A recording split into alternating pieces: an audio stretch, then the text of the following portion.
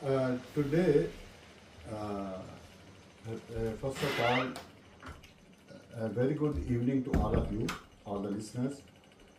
And I request you to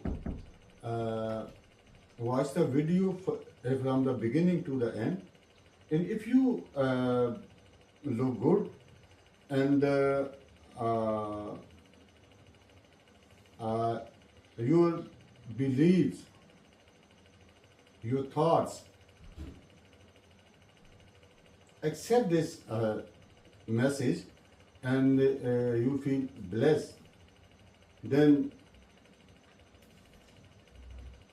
subscribe this channel, like the video and subscribe to your friends and all the relatives. So we will start. First of all, I will read the Bible from Gospel Matthew chapter 12 and verse 22 to 32.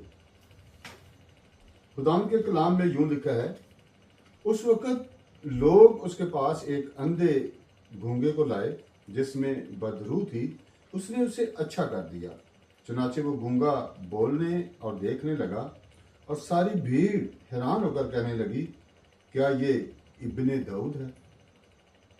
फरीसियों ने सुनकर ये बदरूहों के सरदार बालज़बूल की मदद से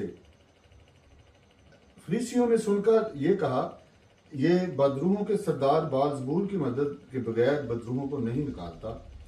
उसने उनके ख्यालों को जानकर उनसे कहा, जिस बादशाही में फूट पड़ती है वो वीरान हो जाती है, और जिस शहर या घर में फूट पड़ेगी वो कायम न रहेगा।